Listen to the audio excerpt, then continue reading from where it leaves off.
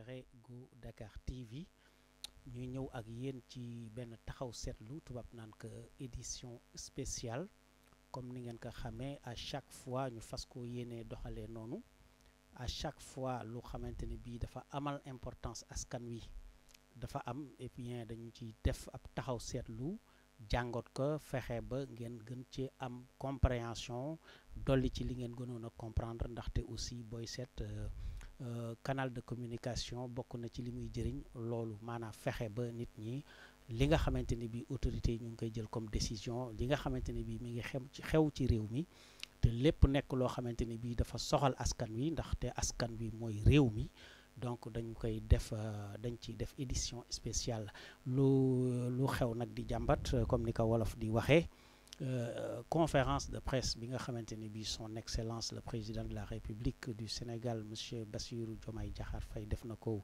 il y a de cela un peu moins de 48 heures et fi mu ne nii mooy lëmbee réew mi dans tous les espaces publics loolu la ñuy waxtaane parce que wax na ci yu bare des fois sax nga dégg lu mel na les acteurs de l'éducation nañu ma baal ci ñi ma ko war a wax ñu ni wax na ci lépp ba mu des njàngale mi am na aussi ñeneen ñuy jóg naan waxul ci lii mais may rappeler rek ni du discours et même dans un discours on ne peut pas tout dire parce que la nation dafa nekk loo xamante ni bii la ca nekk yépp xajul ci sax sans discours waxatuma la ak benn discours mais conférence de presse la ñuy wax da ngay ñëw def sa bref exposé lii la gën a soxal tu laisses le choix aux journalistes de poser leurs questions si la question telle ne les intéresse pas kooku tu ne peux pas ne pas répondre à une question qui ne t'a pas été posée loolu mu nekk benn rectificatif bu ndaw rek peut-être boo xamante ni bii dama koy indi ci ñi nga xamante ni bii seen secteur am na solo parce que tous les secteurs se valent yépp am solo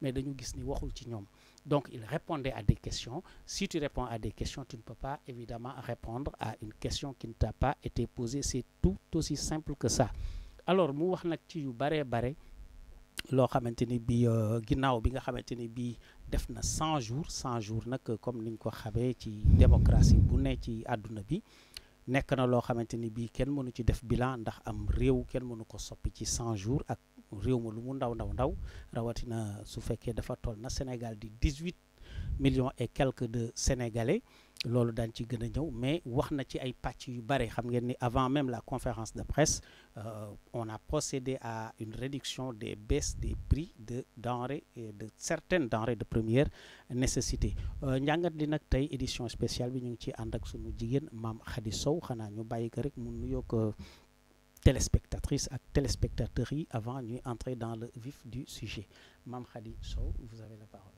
Merci beaucoup Bakary donc maa ngi nuyu téléspectateurs et téléspectatrices yi ñuy seetaan di leen wax ne bienvenue dans votre édition spéciale pour les 100 jours du président Diomaye donc mu nekk lu am solo même si que comme ni nga ko waxee rek ci 100 jours mënuñu évaluer mënuñu def benn bilan ci 100 jours normalement waaye am na ay points yoo xam ne tey jii teg na ko yoo xam ne ak ay points yoo xam ne nit ñi bëggoon nañ mu teg ko aussi ci 100 jours yi peut-être que loolu dinañ ci gën a waxtaan ci biir sujet bi incha allah.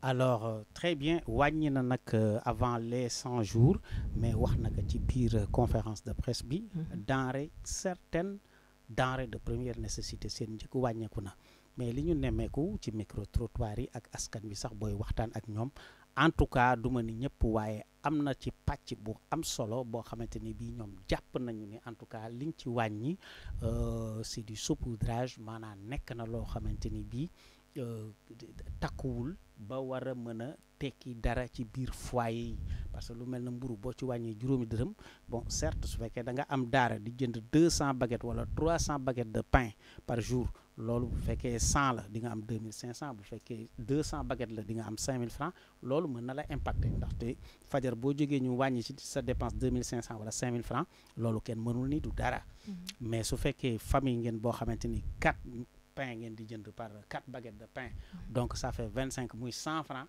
ku nekk xam na ne léegi xale yi moom am na ci sax ñoo xamante ni bii buñ la rusulee boo leen mayee 100 francs boo moytul duñ ko jël donc pour dire que 100 francs peut-être pour une famille suba ba suba benn fajar ba benn fajar wàññiwul dara yow en tant que jigéen déjà naka nga jàngatee jigéen en même temps vous êtes quelqu'un qui suit l'actualité politique naka nga jàngatee njàngat loolu donc daf ko def parce que dafa bëgg wane un bon geste en direction des Sénégalais et des Sénégalaises qui lui ont fait confiance wala boog daf ko wàññi croyant que lii dina am impact financier et économique ci Sénégalais yi. Merci Bakary.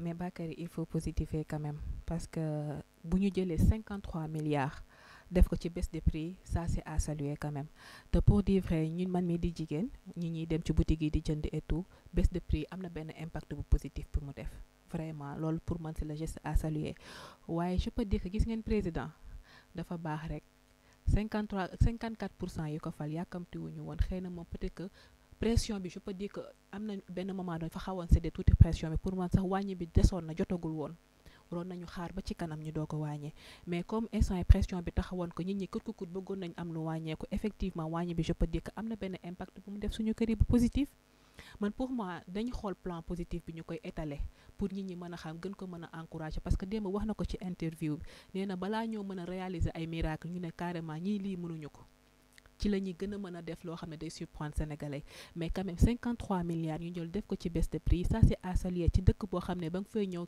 carrément il a clairement dit que kees yi fekk ñu fa dara donc quand ils se sont démerdés pour pouvoir avoir 53 milliards ñu def ko ci wàññi dund bi mais loolu c'est à saluer dina te parit na nee na fii ay weer yi ñëw dina gën a wàññeeku kon nañ ko ñaan te ñu patiente rek comme que ay fii ak weer yi ñëw mu gën ko wàññi mu nekk pour nous vraiment mu nekk bénéfique pour nous parce que aussi bu ñu xool rek si baisse des prix yi mu def il y a beaucoup plus important 120 milliards yi mu def ci subvention campagne agricole bi pour semence yeeg engrais bi ça aussi c'est à saluer parce que tey ji paysans yi ñu ngi ciy gis seen bopp pas te avant engrais bi ak semence bi mun nañ ne dafa am benn part de la population boo xam ne ñoo ci doon am accès mais si maintenant que dem nañ jël ay résolution dem jox ko militaires yi ñu koy séddoo def ci 120 milliards mais ça aussi c'est à saluer moom naa leex nee naa la 100 jours yi nekkul kese par exemple baisse des prix yi mais aussi tey ji 10 milliards yi ñu fay ci dette bu CMU des hôpitaux bi loolu dette boo xam ne c'est depuis 2019 la woon loolu mais loolu tey ji c'est à saluer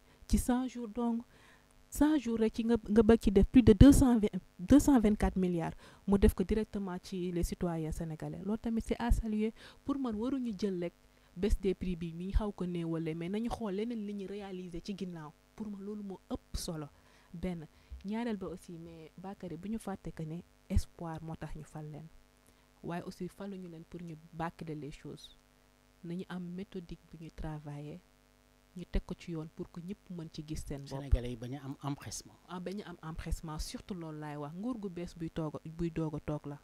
waaw d'accord dégg nañu sa wax mais aussi man toujours damay ñëw ci grief yi peut-être avant may ñëw ci yeneen aspects yi parce que ci biir conférence de presse boobu parce que je l'ai dit dès le début tout va tourner autour de la conférence de presse ak li ma ci wax ak yu demee noonu wax na ni ñoom duñu nekkuñu fi pour di fayantoo parce que nekku fii di jéem a manipuler la justice jàppal ma diw maa nekkoon kaso waroon na accélérer sama dossier du ko yéexal donc nee na nekkul dans le fayantoo mais parallèlement on a vu que pour ce qui est des policiers des chefs policiers des chefs gendarmes des chefs militaires qui avaient pris part en tout cas à la répression de l'opposition de Macky Sall du temps du régime de ce dernier ñoom ñëpp seen chef yi mais nañ ko nangu nag te wax ko ils ont été dégommés ñoom ñëpp ils ont été dégommés bu yàggul dara ki ci mujj mooy le colonel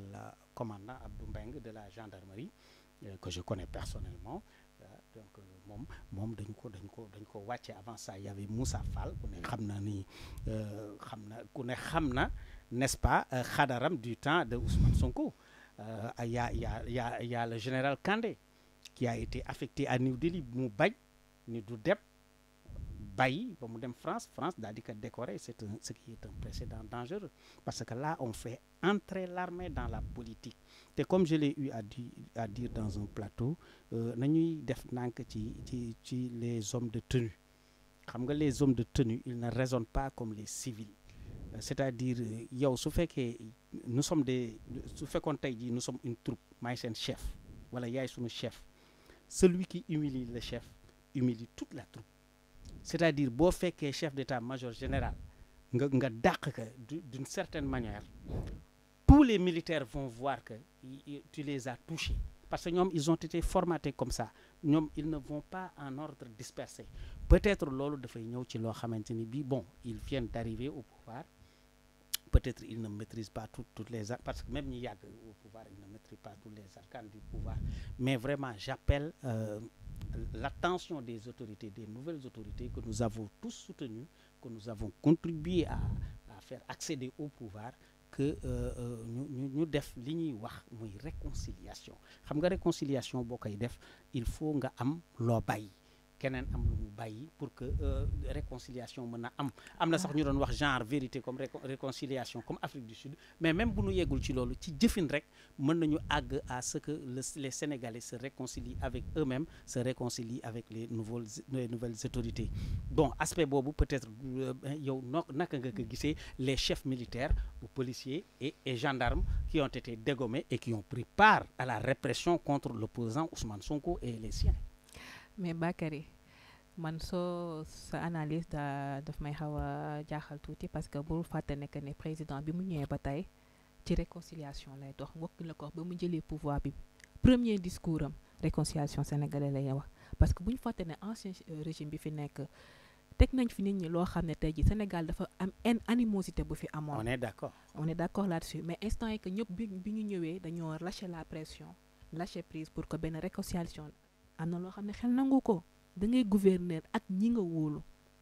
Donc le fait que ñu dàq leen dafa bokk ci réconciliation avec le peuple. Mais bien sûr dafa bokk ci réconciliation avec le peuple parce que ñooñu dañoo nekkoon ay figures yoo xam ne peuple dañoo amoon haine ci ñoom parce que li ñu dund ak li ñu gis bëggatuñu woon gis figure yooyu à la télé. Donc réconciliation boobu noonu taxaw na donc dogu wala sax mais am na ñoo xamante ni bii dañu ni boo gisee par exemple ñu impliquer les forces de l'ordre dans l'acheminement des engrais pour les paysans, impliquer aussi les forces de l'ordre dans l'acheminement des épreuves du CFE, certificat de fin d'études élémentaires, impliquer aussi l'armée nationale dans l'acheminement des voyageurs dans les coins et recoins du pays pour la fête de la Tabaski, bi nga xamante ni bi augmentation des prix, des coûts des tickets, dañ ko defoon pour polisser l'image des forces de l'ordre qui ont été largement abîmées entre mars. Mais on l'a pas fait pour polisser l'image. Pour événement Tabaski, c'est parce que résolution lañ doon teg. Oui, je sais. Résolution boo xam ne problème am na. Problème urgente résolution urgente. Oui, parce que instant boobu noonu mënuñu fi nekk di lijjanti ay yeneen chauffeur te armée bi nekk fi yor ay permis te mën a dawal bus yi ñu jël bus yi teg ko jël mais l'armée est au service du peuple. L'armée de la nation. Donc normalement lépp lu ñu soxla pour ñoo xam ne ci dem ci mbirum peuple bi ak mbirum nation bi on doit les convoquer. On doit pas juste utiliser nos forces de l'ordre pour réprimer la population. On doit aussi montrer une bonne image des forces de l'ordre ici dans ce pays. Mais l'armée a un génie civil connu de tous. Non, mais les forces de l'ordre... Ils construisent des ponts, ils construisent des routes. Mais il faut savoir une chose. Les forces de l'ordre, en dehors de gazer les gens sur les manifestations, ils font un excellent travail sur le terrain. Ils gardent notre sécurité nationale, chose qui est très, très importante. Mais ça, il faut le valoriser et le mettre en pratique et le mettre en phase pour que tout le monde au moins puisse savoir accès que nous, on a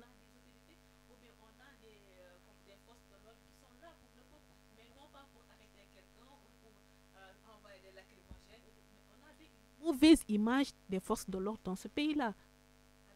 C'est pourquoi je dis que peut-être pour réconcilier les forces de l'ordre avec eux, ils les ont rapprochés du peuple. Il y a des analystes qui ont vu ça. Ils ont rapproché les forces de l'ordre avec le peuple parce que c'est leur droit. Oui.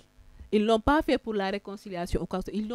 Ils ont fait juste les choses justes parce que c'est leur droit. C'est comme ça que ça doit se passer. Ok.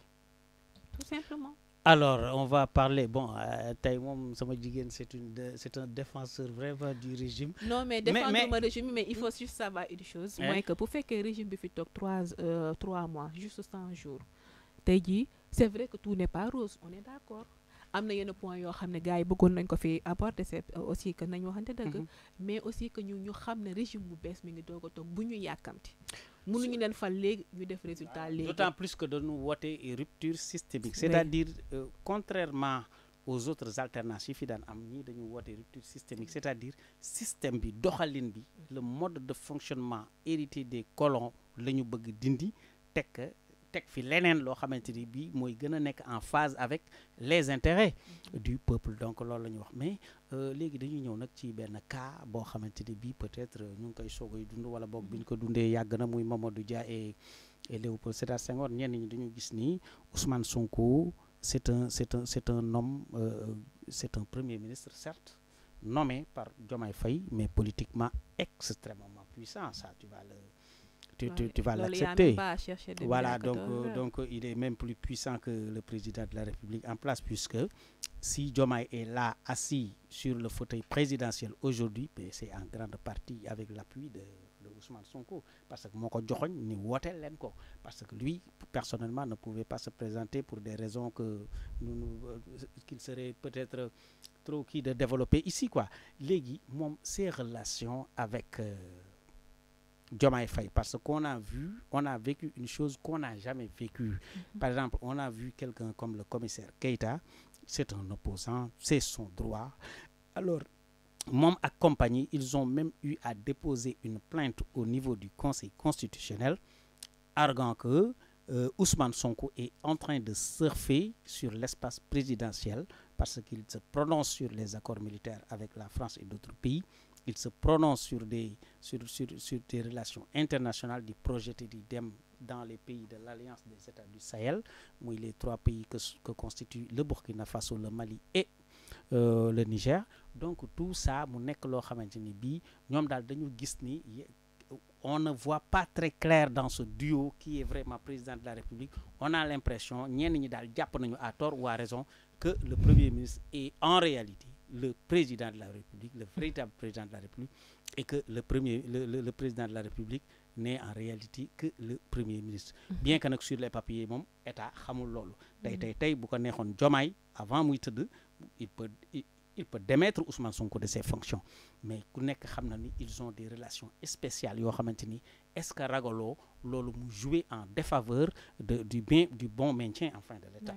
Mais Bakary, quand vous dites que Ousmane Sonko, on le considère même, il se prend même pour le président, mais vos accusations sont graves. Il faut respecter la légitimité de M. Diomaye Faye. Diomaye Faye est notre président de la République et il a nommé M. Ousmane Sonko Premier ministre. Mais il y a des gens qui ont déposé plainte. Ouais, mais ça, c'est une première. Ñan ñoo déposé plainte bi? Commissaire Keïta. Il a le droit, il est sénégalais. Il est sénégalais, mais kooku ñëpp war nañ déposer plainte ba mu des moom. Amul légitimité, mais kooku lan lañ ko fi arrêté woon, il a été radié de la fonction publique. La tax ñu radié ko, yow xam ko wala xamoo ko? Xamoo ko? Waaye les problèmes de l'ORCTIS là, bi mu amoon à ORCTIS, bi mu nekkee ci affaire dañ ko radié fonction publique pour affaire de drogue. Looloo tax ñu radié commissaire Keïta. Kooku kon ñëpp war nañ war a mën a taxaw wax ba mu des moom. Mais il n'a pas été condamné par le tribunal. Il n'a pas été condamné, mais ñëpp xam nañ lan moo tax raison pour radiation fonction publique. Donc kon kooku buñ taxawee di wax donc ay waxam duñ ko jël.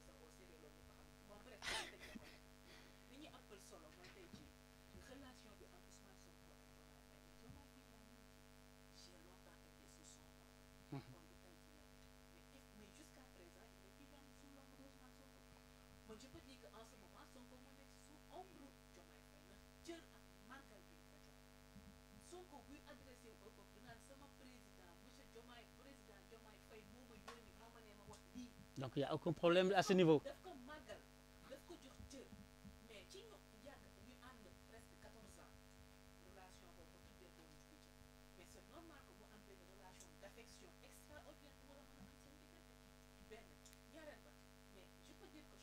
Mais Abdou Diouf ak Habib Thiam aussi donte woon nañu ay doom ah.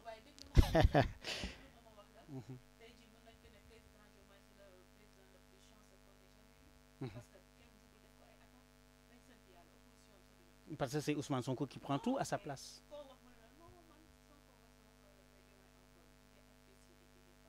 Ouais, parce qu'il est difficile de ne pas sympathiser avec le personnage. Parce que dafa am courtoisie. Non, sur ce plan-là, on est d'accord. Hein? Dafa nango joxe cër, am politesse, am courtoisie. Ouais, voilà. Ouais. Ah bon?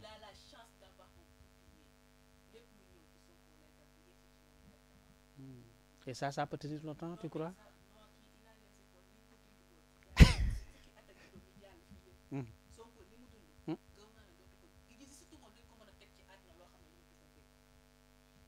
Gën a métti ci àdduna lañ ko teg, mais il a été dénigré. Il a été accusé à tort. Ku ci yor ay njaboot tey ji yor nga njaboot. Am na yenn yoo xam ne bu ñu la ko accusé loon sa yaram daw doo ko tenir.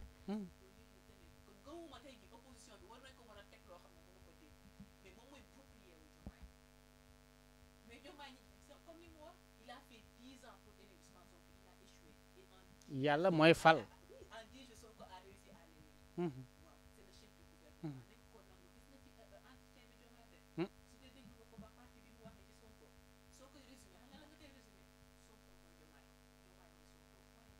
ok et ça ne changera pas. non ça ne changera pas loolu benn nit ki la. kooku benn personne bi la loolu mënul changer wu.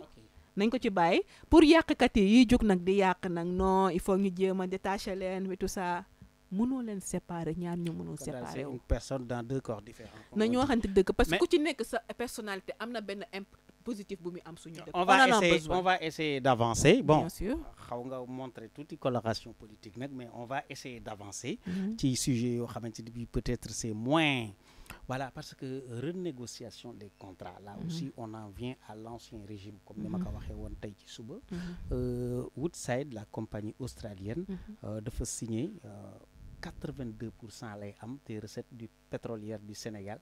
Nous, en tant que propriétaire, parce que si nous avons soufflé, nous avons 18%. J'ai vu que lolo, à ce rythme, nous ne nous développerons jamais avec l'argent du pétrole, parce que des contrats ont été mal négociés. Un étranger ne peut pas contrôler 80 à 90% d'un produit national. C'est bon de mettre constitution d'Anouni, les ressources minières, pour les ressources minières, pétrole, gaz, appartiennent au peuple.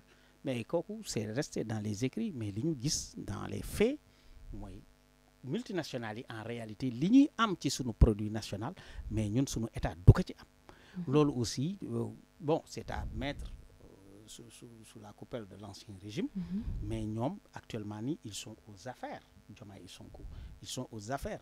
Renégociation, amna ñoo xamanteni dañ japp ni bu fekkee mën na amit c'est un exercice difficile et très périlleux parce que ñi négocier dañuy non seulement dañuy investir mais dañuy def clause, c'est-à-dire li ñu signé 2024 la bala ñu koy mën a toogaat di waxtaane waat il faut 2029 jot, c'est-à-dire 5 ans plus tard. Mais Diomaye nee na il a rassuré les Sénégalais, on va aller vers la renégociation parce que contrat yi fi fekk baaxul. Ça au moins ça rassure les Sénégalais. Ouais, mais bien sûr comme li ma la wax rek point positif yi nekk ci interview bi bari na, notamment cela man bi ma dégluwee parti boobu noonu xam nga la ban question laa posé wu damay laajte nag ñi fi nekkoon est-ce que ay Sénégalais lañ. lu tax nga laajte. non parce que bu fekkee ay Sénégalais lañ gëw ma ne dinañ jël li nga xam ne ñëpp a ko bokk ñu jël di ko bazarder dem di jël ay contrat yoo xam ne ñeenee tubaab bi ñoo ñu ci ëppale ko ñun ñu dëkk suñu dëkk.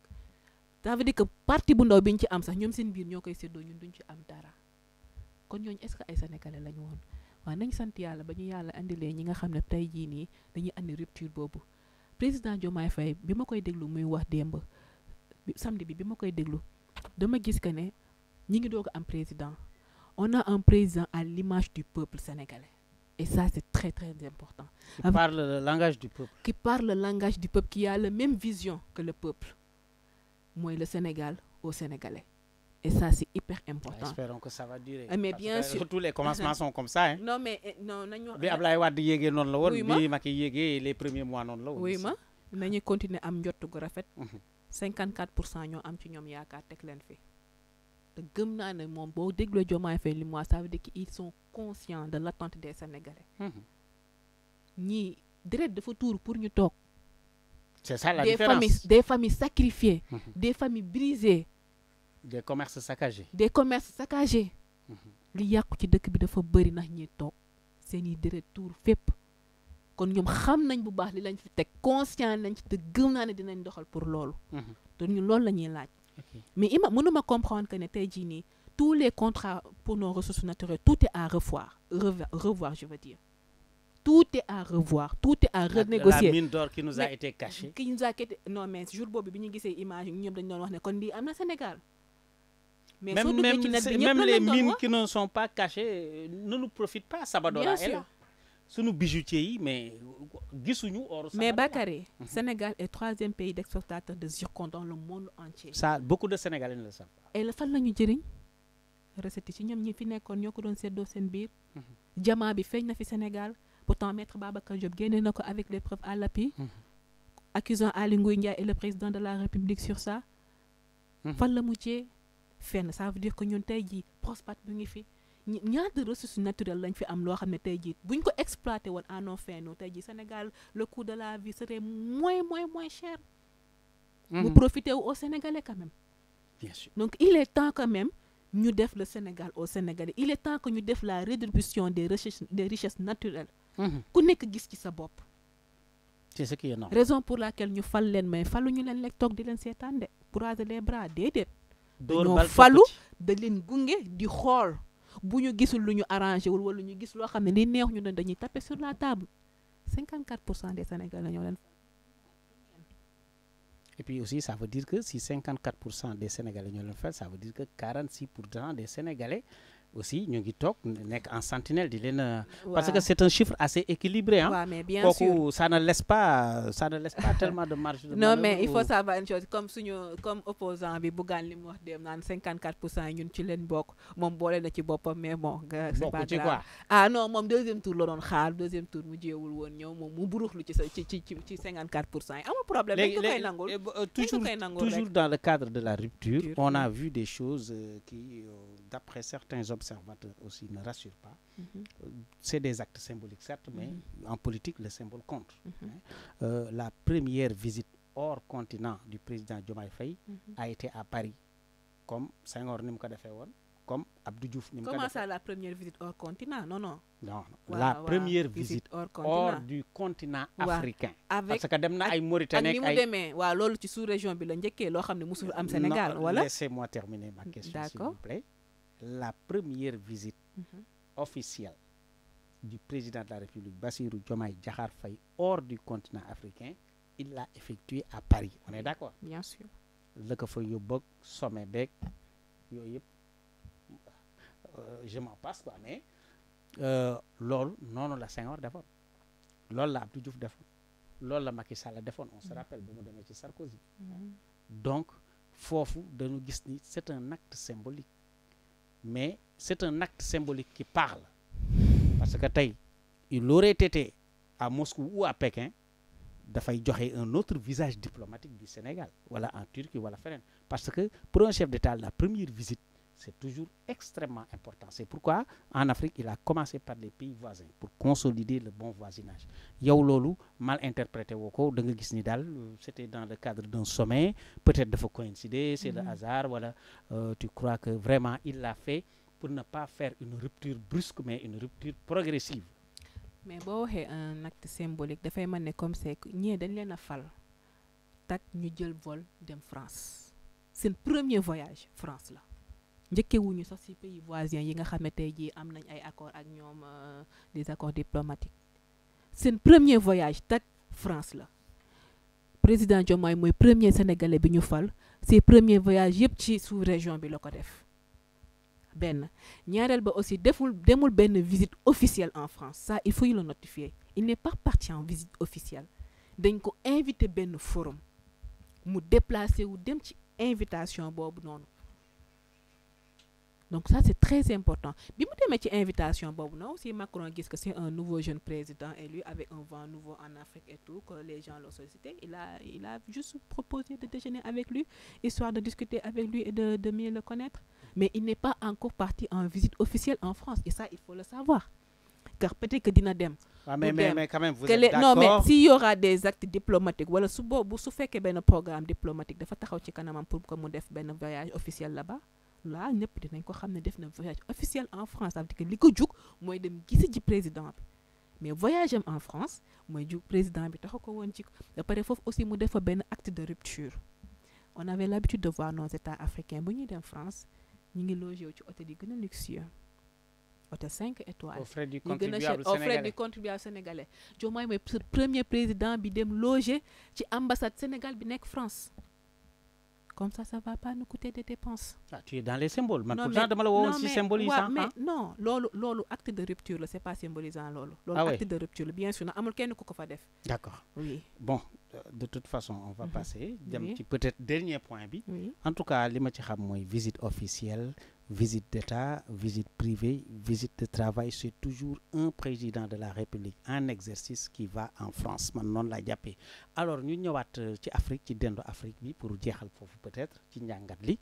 Alors on a vu le Burkina Faso, le Mali et le Niger ñu leen di woowee les pays de l'Alliance des États du Sahel ñu def benn confédération ñoom ils veulent se démettre de la CEDEAO parce que gis nañu bi ñu coup d'état sanctions yi dañ tege tout ça te dañu gis ni sax bu nit ñi bu les régimes di réprimer des régimes vomis par leur peuple di réprimer les populations duñu CEDEAO du ci wax dara c'est un syndicat de chefs d'État ba tax na ñoom ñu bëgg génn les présidents sénégalais surtout mais aussi dañ ci toftal Faure et Adema parce qu'il a de bonnes relations avec ces jeunes là pour ñu dox tànku jàmm pour que ñooñu réintégrer CEDEAO mais le président malien et le président IB de Burkina Faso Ibrahima Traoré le capitaine moom li mu wax c'est clair à chaque fois que l'occasion leur est donnée ils disent carrément il n'est plus question pour nous de revenir vers la CEDEAO d'ailleurs dafa mel na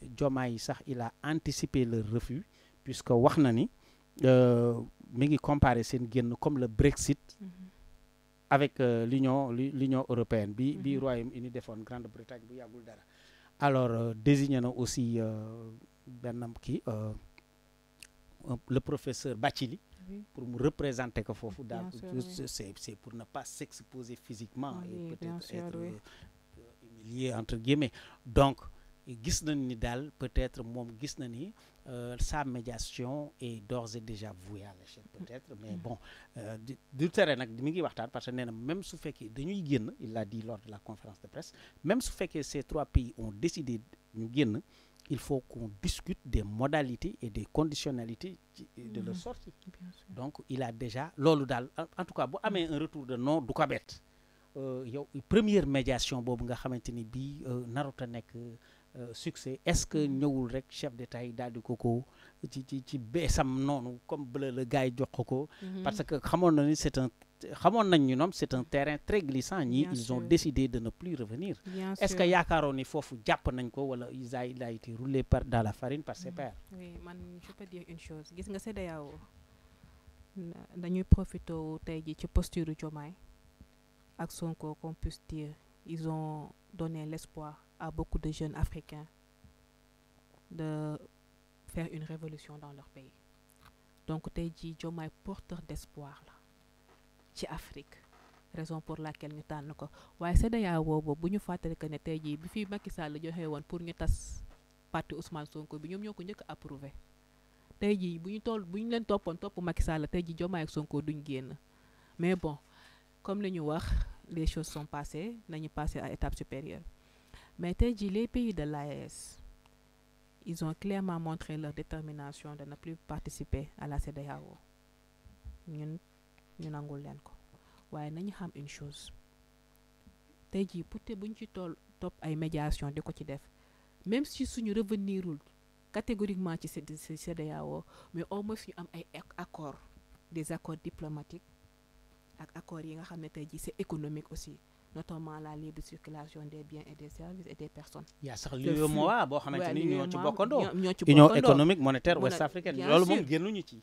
d'accord donc au moins ñu mën a conserver le flux économique bi existé woon entre suñu pays et ça aussi c'est très important te loolu dina bénéfique si ñoom dina bénéfique si ñun donc pour man ñoom ñu bokk CEDEAO ak ñu bañ a bokk CEDEAO mais l'essentiel que ñu am de bons rapports avec les pays de la CEDEAO c'est aussi bénéfique pour eux sur le plan diplomatique et sur le plan économique de leur pays donc tey jii mais est-ce que Diomaye vu son parcours xaw nga ci brosse tuuti waroon na accepter médiation boobu d'après toi waaw mais xam nga lu ay président lu ñëpp dajaloo jiital la ne la yow la par élégance il n'était pas obligé de l'accepter waaw aussi mais par élégance dafa am élégance diplomatique dafa am lu ñuy woowee élégance diplomatique y a des choses ça ne se refuse pas parce que ëllëg aussi am nga di nga am suggestion wala loo bëgg da nga koy xoolee foofu waaw bien sûr président bu ñu fi teg pour say intérêt dëkk moo tax ñu teg la fa donc loo mën a dox pour say intérêt dëkk et l'image de ton pays da nga ci war a dox notamment comme choisir professeur Bathily donc qui a un homme très expérimenté aussi qui a un bon quota diplomatique sur le plan